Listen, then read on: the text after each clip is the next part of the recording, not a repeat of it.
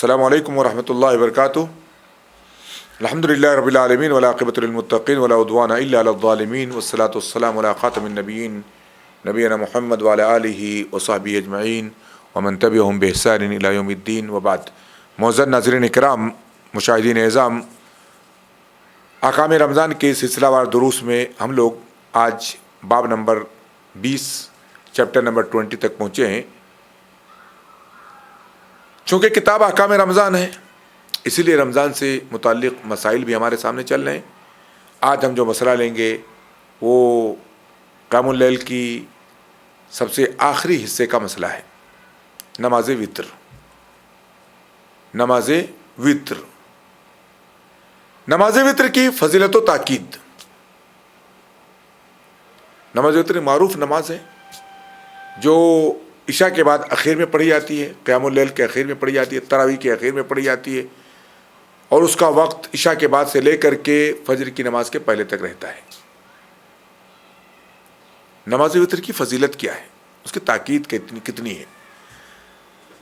ام المومنین حضرت عائشہ رضی اللہ تعالیٰ عنہ کی حدیث میں ہے، کہتی ہیں ہم نے دیکھا کہ اللہ کے رسول صلی اللہ علیہ وسلم کی تراویح 11 رکعتیں ہوا کرتی تھیں، جن میں 3 رکعت وتر کی تھیں. اما عائشہ کیا کہتی ہیں؟ ہم نے جو دیکھا ہے کہ اللہ کے نبی کی جو تراویح ہوا کرتی تھی، رات کی جو نماز ہوا کرتی تھی، 11 رکعتیں ہوا کرتی تھیں، پوری 11 رکعت، اور اس میں 3 رکعتیں وتر ہوا کرتی تھیں. احادیث میں نماز وتر کی بڑی فضیلت آئی ہے. اللہ کے رسول صلی اللہ علیہ وسلم نے فرمایا اللہ وتر ہے،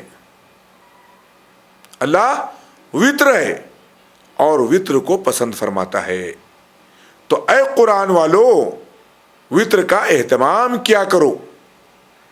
اے قرآن والو، اے مسلمانوں، وتر کا اہتمام کیا کرو. ترمذی کی اور ابن ماجہ کی روایت ہے. وتر، اس حدیث میں اللہ کو وتر کہا گیا ہے. ان اللہ وتر یحب الوتر، اللہ وتر ہے، وتر کو پسند فرماتا ہے. وتر کا معنی منفرد اور طاق، اکیلا، منفرد. مثلا ہمارے ہاں طاق عدد کس کو بولا جاتا ہے؟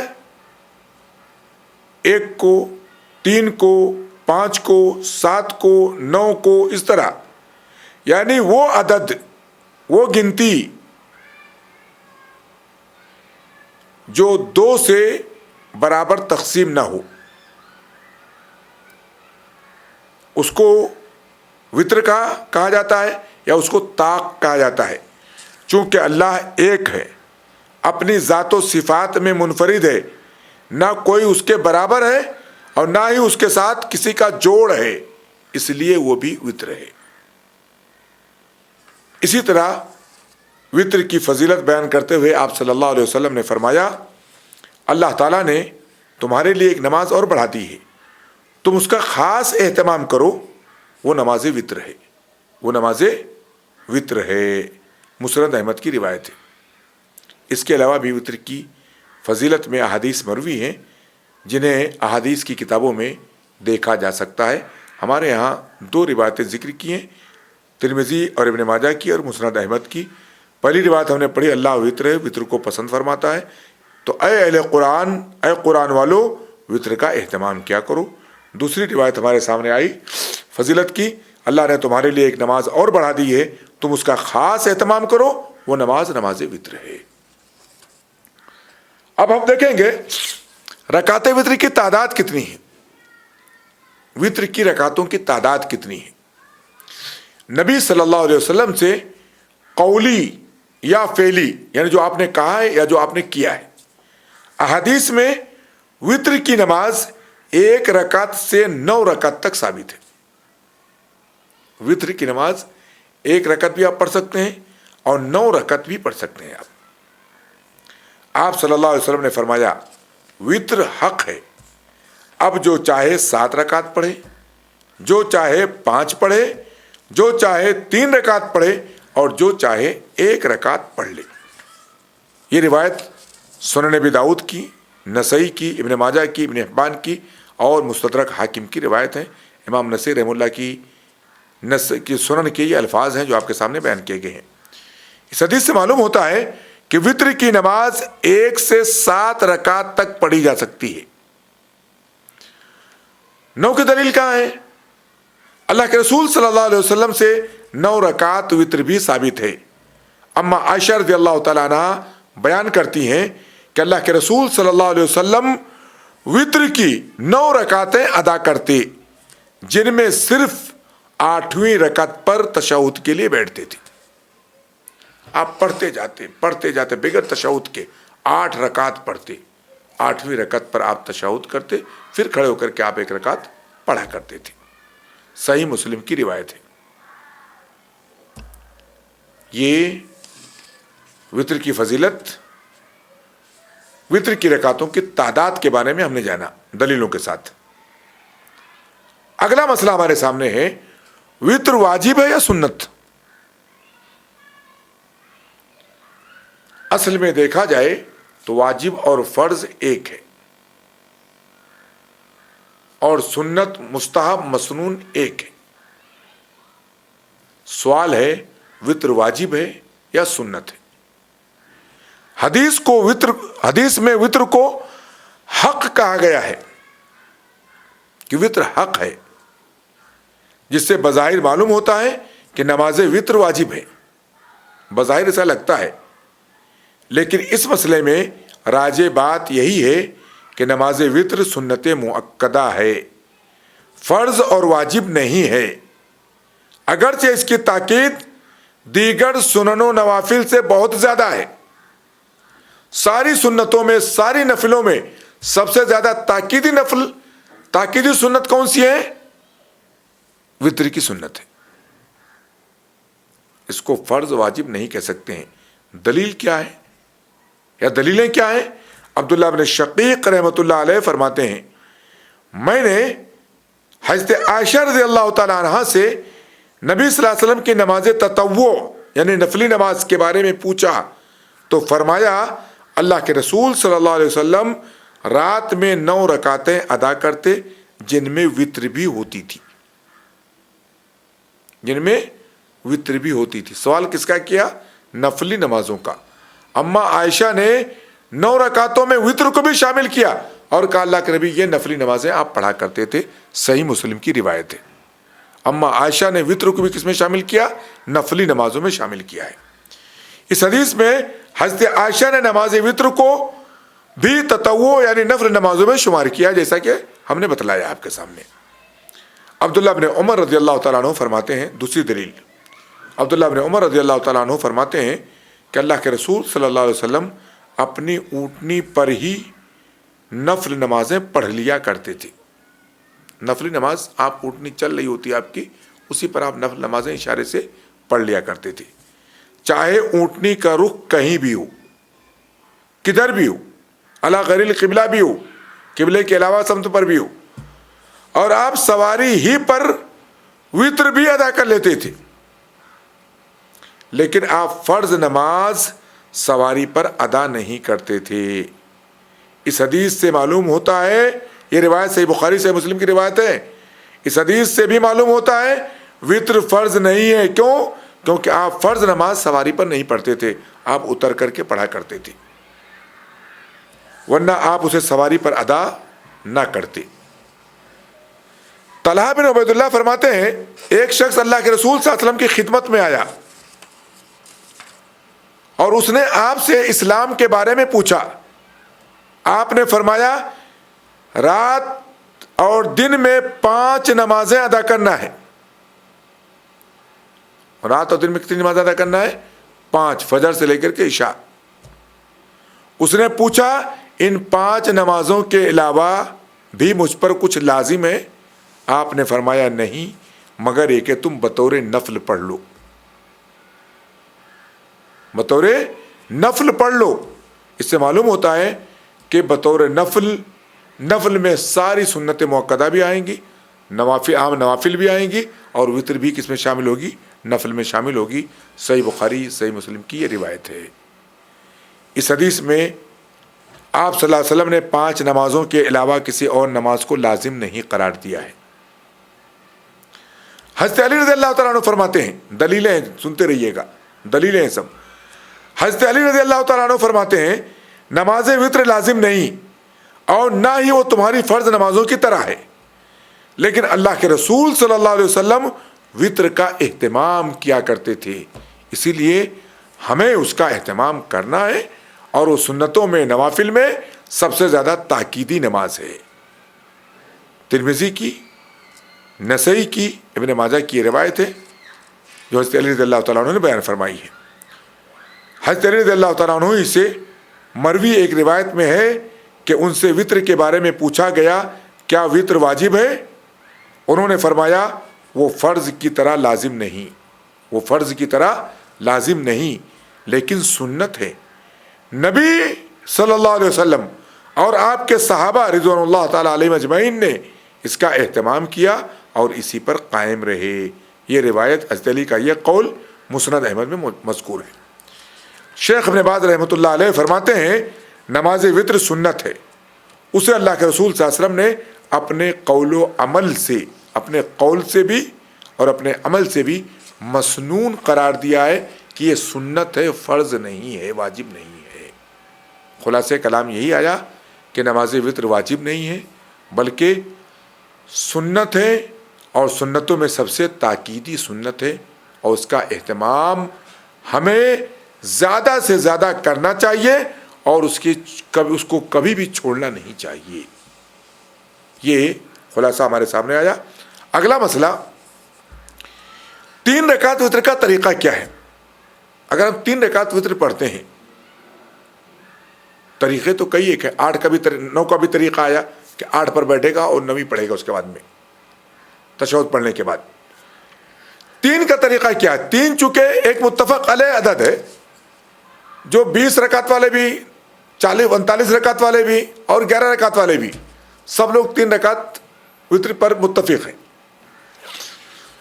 یہاں اگر وتر کی تمام صورتیں بیان کی جائیں تو بات بہت لمبی ہو جائے گی، اس لیے اختصار کے ساتھ 3 رکعت وتر ہی کی کیفیت بیان کرنا مناسب معلوم ہوتا ہے، کیونکہ ہمارے علم کے مطابق نماز تراویح میں عموماً 3 رکعت وتر ہی کا اہتمام کیا جاتا ہے۔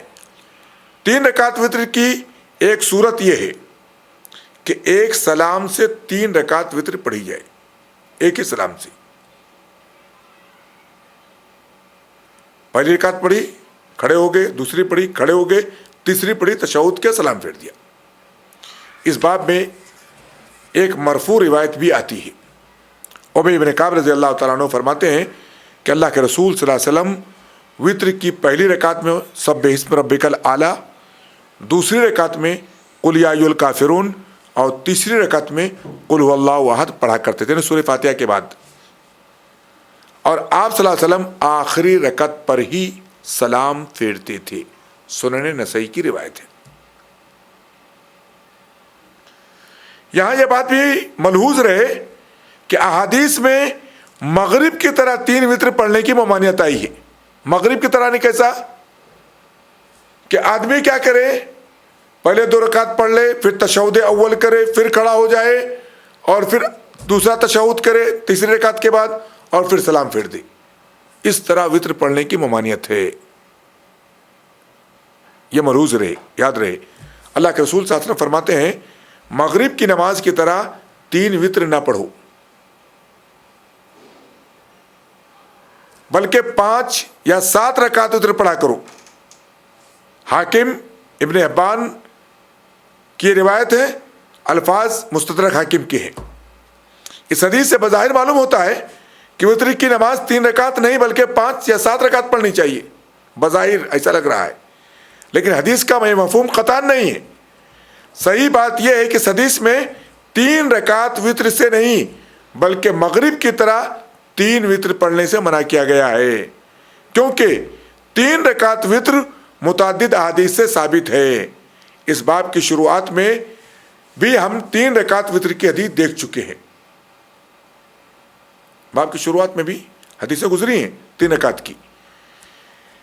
ان دونوں حدیثوں میں تطبیق دیتے ہوئے جو حدیث ابھی گزری ہے، جس کا بظاہر ایسا لگتا ہے کہ 3 رکعت وتر پڑھنا ہی نہیں ہے، مطلب کیا ہوا کہ 3 رکعت وتر نہیں پڑھنا ہے، ان دونوں حدیثوں میں تطبیق دیتے ہوئے، ان دونوں حدیثوں کو ملاتے ہوئے علامہ ابن حجر رحمۃ اللہ علیہ فرماتے ہیں اس باب کی مختلف روایات میں جمع کی صورت یہ ہے، ملانے کی صورت یہ ہے کہ 3 رکعت وتر پڑھنے کی اس ممانعت کو 2 تشہد سے وتر ادا کرنے پر محمول کیا جائے. یعنی اگر کوئی 3 رکعت پڑھ رہا ہے اور 2 تشہد مغرب کی طرح کر رہا ہے تو اس کا 3 رکعت پڑھنا صحیح نہیں ہے، کیونکہ سلف نے بھی ایسا ہی کیا ہے کہ وہ وتر کو مغرب کے جیسے 2 تشہد سے نہیں پڑھتے تھے. مثلا قیس ابن سعد سے روایت ہے کہ عطا ابن ابی رباح رحمۃ اللہ علیہ 3 رکعت وتر پڑھتے اور ان میں تشہد کے لیے نہیں بیٹھتے تھے، صرف آخری رکعت ہی میں تشہد کرتے تھے. بیہقی کی روایت ہے. 3 رکعت وتر کی دوسری صورت یہ ہے کہ 2 رکعتوں پر سلام پھیر کر پھر 1 رکعت ادا کی جائے. پہلی شکل کیا گزری کہ ہم 3 رکعت پڑھیں گے اور اخیر رکعت میں تشہد میں بیٹھیں گے، سلام پھیریں گے. مغرب کے جیسے نہیں کرنا ہے، 2 تشہد نہیں کرنا ہے. دوسرا طریقہ کیا ہے کہ 3 رکعت کی دوسری صورت یہ ہے کہ 2 رکعت پڑھ کر کے سلام پھیر دے،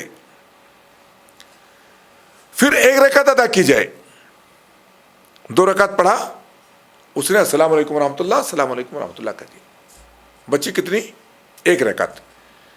پھر 1 رکعت ادا کیا، 1 رکعت کے بعد بیٹھ گیا، تشہد پڑھا، پھر سلام پھیر دیا.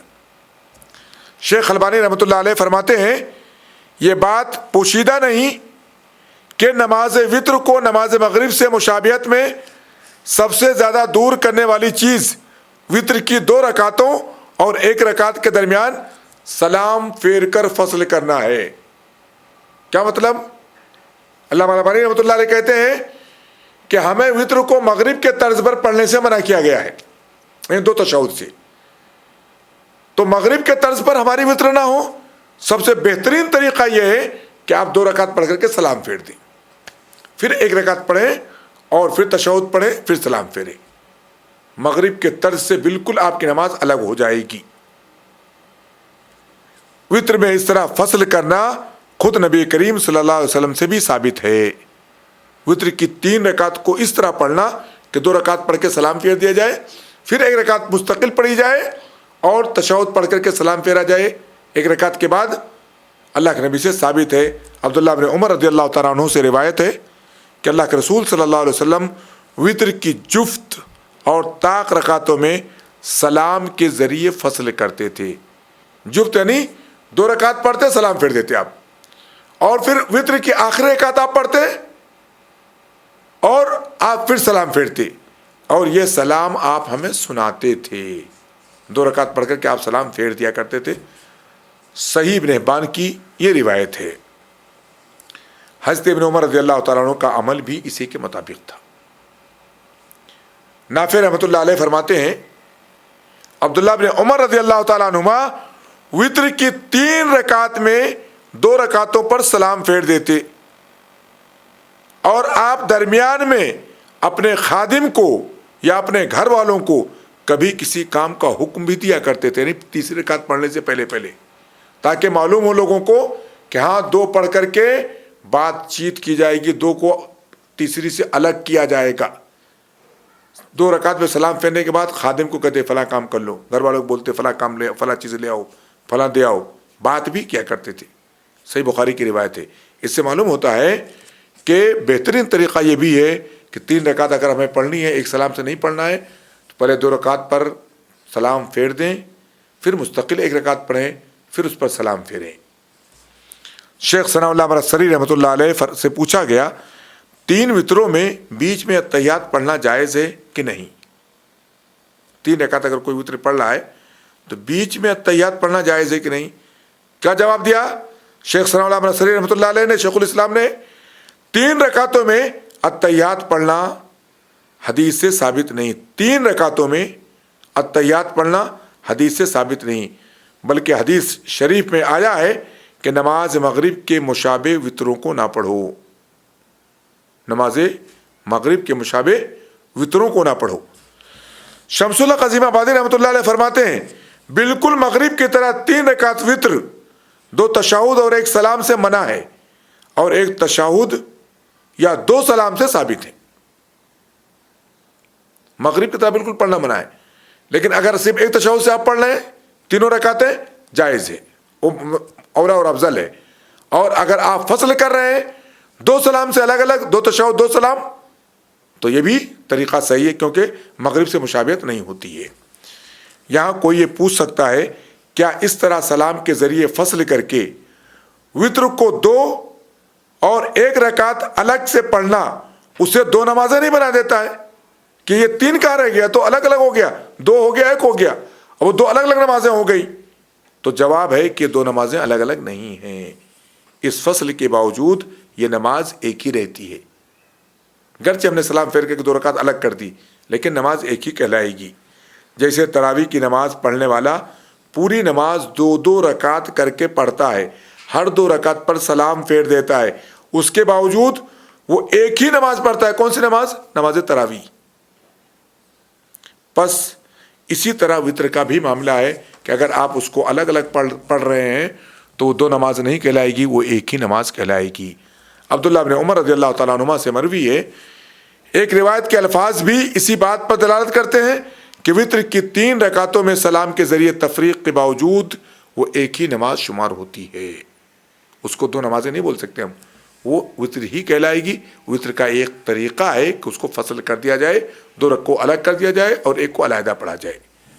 حدیث کے الفاظ اس طرح ہیں، سالم رحمۃ اللہ علیہ اپنے والد عبداللہ بن عمر رضی اللہ تعالیٰ عنہما سے روایت کرتے ہیں کہ وہ اپنی نماز وطر کی جفت اور طاق رکعتوں میں، جفت یعنی پہلے کی 2، طاق یعنی اخیر کی رکعت، 3 رکعت جب پڑھتے تھے، اپنے نماز وطر کی جفت اور طاق رکعتوں میں سلام کے ذریعے فصل کرتے تھے، ان 2 کے بعد سلام پھیر دیا کرتے تھے، اور یہ کہتے کہ نبی صلی اللہ علیہ وسلم بھی ایسا ہی کرتے تھے۔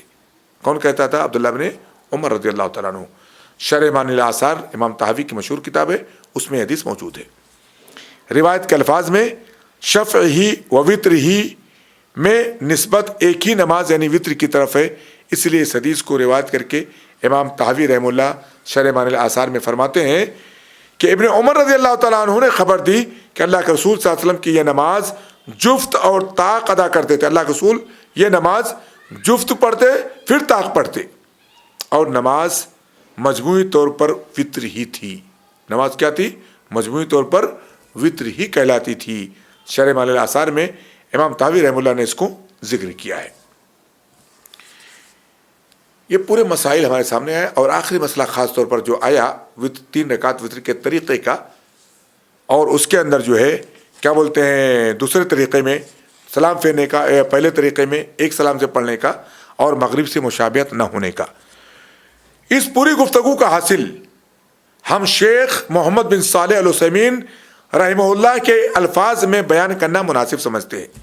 شیخ فرماتے ہیں سائل کا یہ کہنا کیا وطر کو نماز مغرب کی طرح ادا کیا جا سکتا ہے، تو جواب کیا ہے؟ ایسا کرنا مناسب نہیں۔ جب انسان 3 رکعت وطر ادا کرے تو اسے اختیار ہے کہ وہ 2 سلام سے وطر ادا کرے، یعنی 2 رکعتوں پر سلام پھیر کر پھر 1 رکعت ادا کرے، یا پھر پوری 3 رکعتیں 1 تشہد کے ساتھ جو سلام سے قبل ہو اکٹھی ادا کرے۔ لیکن جہاں تک اسے مغرب کے مشابہ 2 تشہد سے پڑھنے کا معاملہ ہے تو یہی وہ چیز ہے جس کے بارے میں نبی کریم صلی اللہ علیہ وسلم سے ممانعت حدیث میں آئی ہے۔ ہمیں سمجھ میں آیا وطر پڑھنا کیسے ہے؟ 1 تشہد 1 سلام سے، یا 2 تشہد سے پڑھنا ہے تو پہلے تشہد کے پر سلام پھیر دینا 2 رکعت پر، اور 1 رکعت مستقل پڑھنا ہے۔ مغرب کی جیسے مشابہت سے تشہد یہ وطر ہمیں نہیں پڑھنا ہے، اور الگ کرنے کے باوجود بھی نماز وطر ہی کہلائے گی، جیسا کہ ہم تراویح کو 2 رکعت کر کے پڑھتے ہیں، لیکن وہ پوری رکعتیں مل کر کے تراویح کی نماز کہلاتی ہیں۔ ایسے 2 اور 1 الگ کرنے سے نماز وطر بھی نماز وطر ہی رہے گی، وہ الگ نماز نہیں کہلائے گی۔ امید ہے کہ مسائل سمجھ میں آئے ہوں گے. اللہ تعالی ہمیں نیک سمجھ عطا فرمائے, دین کی سمجھ دے, علم نافع عطا فرمائے, جب تک زندہ رکھے ایمان پر قائم رکھے, خاتمہ ایمان اسلام پر ہو. وصلی اللہ علیہ نبینا محمد وعلی آلہ وصحبہ وسلم. والسلام علیکم ورحمۃ اللہ وبرکاتہ.